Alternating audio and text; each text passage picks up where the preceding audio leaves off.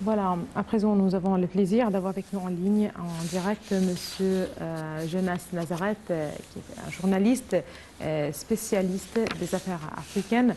Bonsoir, Monsieur Jonas Nazareth. Monsieur Jonas Nazareth, bonsoir. Bonsoir, oui. Justement, nous parlons ce soir des relations entre l'Égypte et la Tanzanie à la lumière de la visite qu'a effectuée la semaine dernière la ministre tanzanienne des Affaires étrangères. Justement, en retour sur cette visite, beaucoup de dossiers d'intérêt commun ont été évoqués, y compris certainement la question du barrage de la Renaissance, mais aussi de ce barrage que l'Égypte construit en Tanzanie.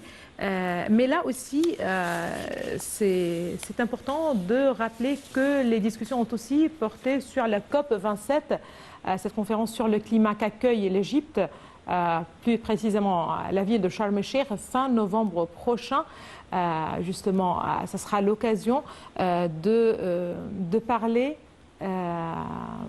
de questions qui préoccupent le continent noir, en rapport certainement avec le climat, avec l'environnement. C'est bien de rappeler que la ministre tanzanienne des Affaires étrangères, Liberata Moula, a précisé en fait que les Africains voulaient bien que la COP27 fasse la différence, qu'elle mette en avant l'agenda africain, les priorités africaines en termes d'atténuation, d'adaptation, mais aussi qu'elle montre au monde que les Africains travaillent ensemble. Et là, c'est un mot-clé.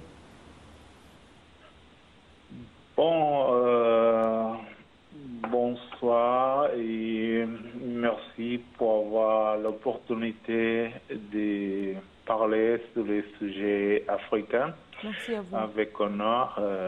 Je tiens à dire que à cause de la guerre de la Russie et l'Ukraine,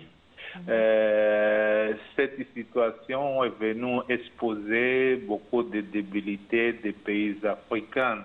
L'Égypte est là aussi, parce que l'Égypte, il consomme au moins il importe le blé vers la Russie et l'Ukraine. Et donc, avec la situation de guerre, ça vient aggraver la situation interne de l'Égypte. Pourtant, le président Abdel Fattah el-Sisi a décidé de dépêcher un programme qu'il a créé qui s'appelle le Futur d'Égypte. C'est là c'est un projet qui va promouvoir l'agriculture dans l'Égypte. Pour la première étape du projet, les nouveaux deltas, pour atteindre une autosuffisance et éviter d'exporter et importer des plus. Donc, c'est déjà un projet qui peut aider aussi la voisinage qui entoure l'Égypte. Les pays africains, je tiens à dire aussi que aussi le gaz vers l'Europe, l'impasse entre la Russie et l'Union européenne, et l'Égypte se propose à exporter le gaz vers l'Europe. Donc c'est aussi une bonne possibilité d'Égypte exporter le gaz vers l'Europe et faire relancer son économie par ses positions opportunes tenues par le président Abdel Fattah el-Sisi. Donc, en général, l'Afrique vit un problème d'infrastructure.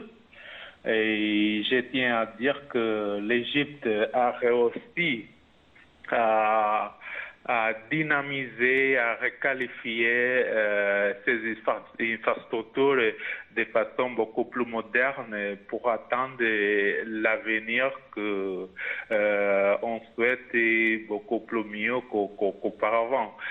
Donc, c'est un peu par là que je vais commencer à dire que l'Égypte et l'Afrique, donc les pays africains ont beaucoup à prendre avec les expériences de l'Égypte, et notamment ces essais de développement de façon à créer des autosuffisances, de prévoir l'avenir et de certaines choses qui manquent, soit que l'importation très exagérée que les Africains y font, tandis que les continents africains, il y a un bon terrain de produits. Nous devons essayer de faire une agriculture plus mécanisée, de façon à achever les autosuffisances alimentaires et proportionner les Africains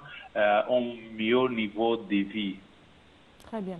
Merci beaucoup à vous, Monsieur Jonas Nazareth. Vous êtes journaliste, vous êtes spécialiste des affaires africaines. Merci beaucoup de vos précisions.